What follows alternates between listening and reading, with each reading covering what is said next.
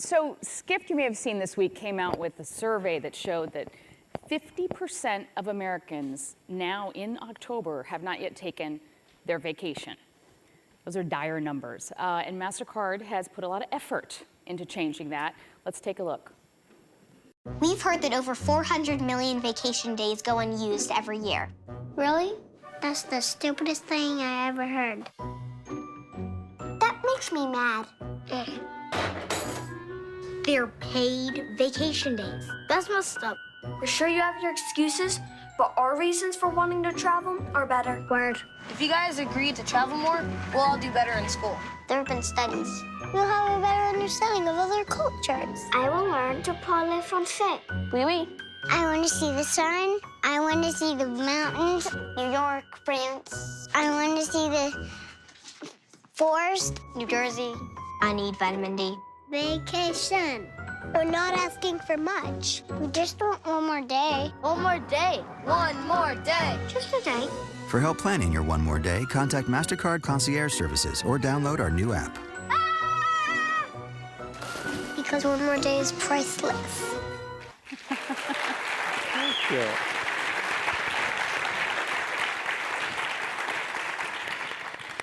Now, this is very much like a rallying cry, isn't it? Take the vacation. So what do you feel, Raja, the responsibility of brands such as yours to really get that across? It's a couple of things. When you looked at the data before and you correctly quoted that 50% of the Americans haven't gone on vacation this year, and they're not planning to take vacation either. And enough number of studies have shown that both for your personal well-being as well as your productivity, you absolutely have to take the breaks. They're very critical, right? So it's not exactly a corporate social responsibility kind of an effort, but this is something which has also got a social purpose behind. And so we said this is something which we'll take as our platform, and not to merely look at it as some kind of an advertising campaign, but truly as a movement. And this is just the first phase of what we are going to do, and hopefully a lot more is going to come down the pike. And you will see, we want to really stimulate and energize this entire movement, where we want people to take the breaks. Yes, I am part of the 50% that does take the vacation. Check with everybody who does. This is the thing, that when you talk about consumers and making this easy is a really big point. Because yes, once they have the money to pay, then it's a matter of getting them to do it, and making it easy and frictionless is probably a really big part of that. Can you talk a bit about what you're doing there? Yeah, so one of the things we have done probably 17 years back, we launched this whole concept of priceless. So when everyone was talking about their product, their network, and what the features are, benefits are, we took a completely different path. We said, look, things do matter in life, but experiences matter more. So that was the genesis and the insight behind creating this priceless campaign, where it was all about celebrating priceless moments in people's lives. From there, after 17 years, we felt that there is so much amount of advancement in the digital technology today that we can not only merely celebrate priceless moments in people's lives, but we can actually enable and create priceless experiences in people's lives. So with that, we have actually launched a few things like priceless cities. In fact, I'm very happy to announce today at this forum that we are launching our new global connected priceless cities platform.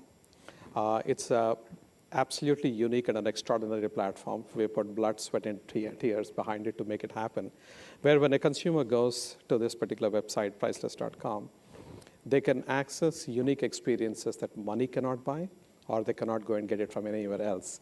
And we believe that these experiences will be truly memorable for them, and we are curating those.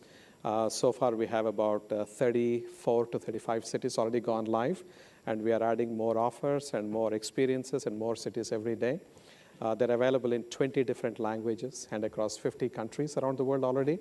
And so this will be the truly connected global platform.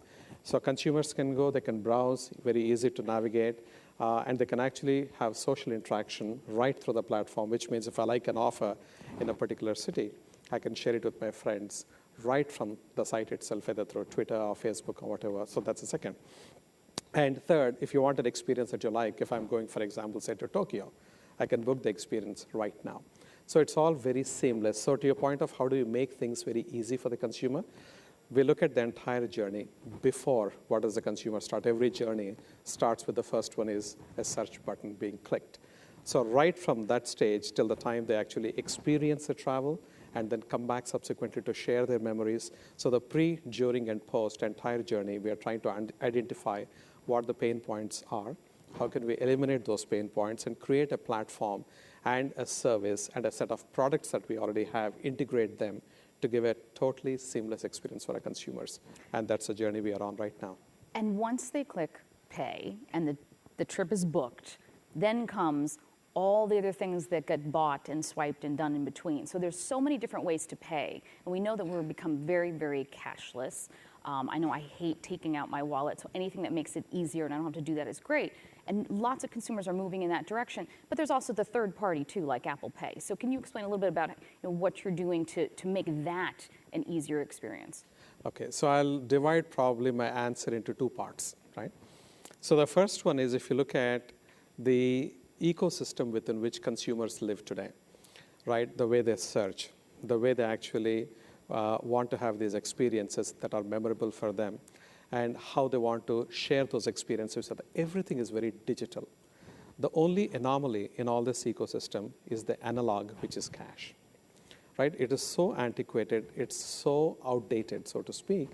It's actually a miracle that it's still surviving even today. The good thing is we have seen a rapid decline of cash in travel. Partly, of course, the acceptance has really gone dramatically across all over the world. Second, travel has started getting concentrated more and more towards the cities. So they're really evolving as the destination points for bulk of the travel. So what's happening is this is changing the dynamic of where and how transactions are happening, and actually cash transactions are coming down pretty dramatically. That's number one. It's only very natural because everything else is digital, right? The second part is when somebody like Apple, who when they come into the space, they do with a brilliant product, very well thought through with a fantastic consumer experience. So when they come in, and now they're enabling a MasterCard to be put on the iPhone 6 or iPhone 6 Plus or Apple Watch and to use it, that's going to be priceless experience. So we're already there with that, and it's really going to give us stimulus. It makes it even more easier. Not only does it digitize, it's also actually combining everything into one single device, which you're using anyway for so many things now. So this will also double up as your payment. So I think this is going to add further momentum to creating a cashless travel experience. And we know for particularly for younger Americans, there's no kind of thought process that goes with I'm at Starbucks and I can just use my phone to pay, meaning there's not too much concern about what other Americans have, which is about security and privacy. So that seems like that is the friction part, or some of it, in terms of becoming completely cashless. And how do you get, I mean, is this an opportunity? I mean, how do you get folks to really feel that this is an okay when we hear in the news that all these things are happening, even if consumers, and we know as professionals that they may not need to worry, but the worry is there and their perception is their reality. So how do we get rid of that part? Okay, partly it's educating the consumers and letting them know what the facts are. So the first fact is, for example, specifically in the space of travel. So MasterCard has been there very deeply steeped in it. And we were the first co-brand with American Airlines that was ever launched in this space in 1981.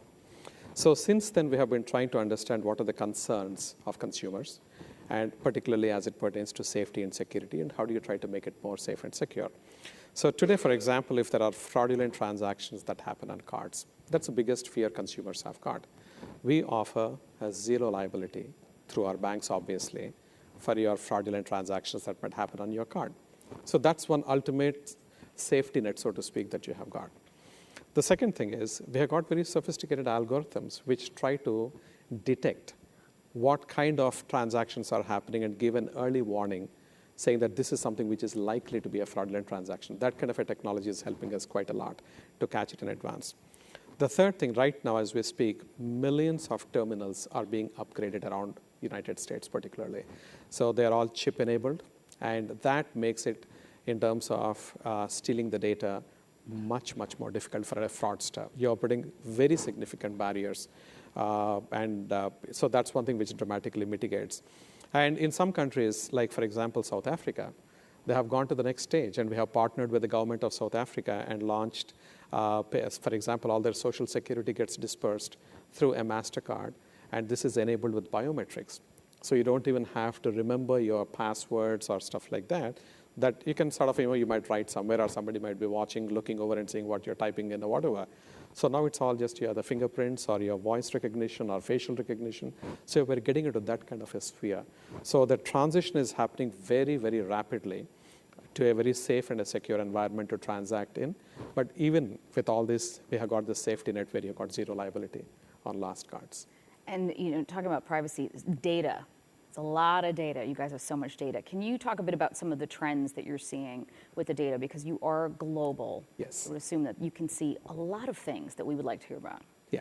See, two things I would like to also mention. When we talk of data and we are able to see a lot in data, people get concerned about privacy. So firstly, so on that, clearly we don't get to see individual data. It is anonymized and aggregated data that we look at, which in itself is hugely insightful to spot the trends and to have insights as to what kind of things are happening.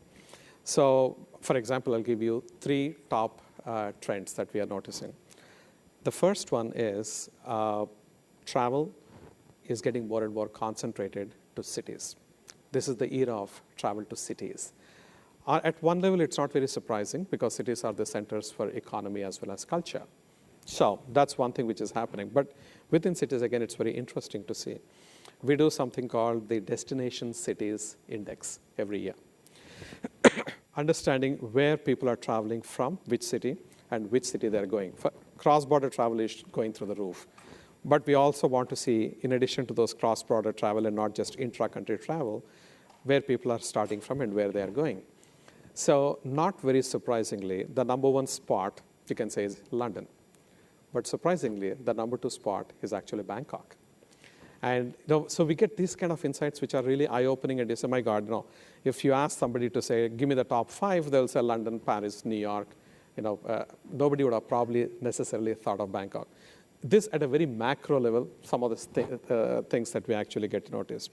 And at the second level, what we also have seen is this rapid decline of cash in the travel scenario. So we say cash travel is, hopefully it will be dead soon, but it's getting there pretty quickly. So that's number 2.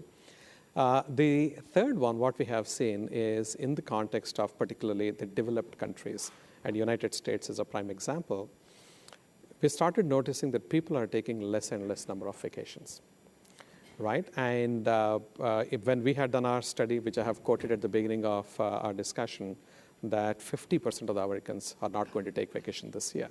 So we validated that through U.S. travel agents, Travel Authority Association, through their data, which they also have validated that 429 million vacation days are actually being left on the table. And that's a significant insight for us. And we said that, and you have the advertisement you have seen was really built on that insight. So these are kind of things that we are gleaming through the data that we have access to, because you're right, MasterCard is present everywhere, and every single country literally except MasterCard's. So you get to see the data in an anonymized, aggregated fashion, and you can really come to some very powerful insights.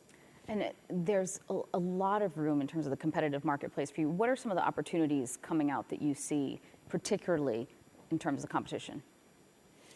See, for us, there are 2 ways of looking at it. It's not the traditional networks which are really the competition, right? Only at this point in time, 15% of all the spending that happens electronically. 85% is still cash, right? And cash, we do consider it clearly as evil.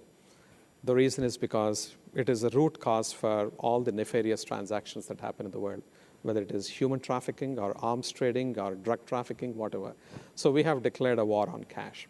Plus, the governments are very supportive as well, because this is the way you evade taxes to the government and, and create the black economy, etc. So one of our significant missions that we have at MasterCard is to create a cashless economy, cashless societies. And so we don't necessarily look at some other brand as our competitor necessarily, but it is much more in terms of generically what is the opportunity that is available. So instead of fighting in our narrow world of 15% of overall, we are saying there is 85% opportunity out there.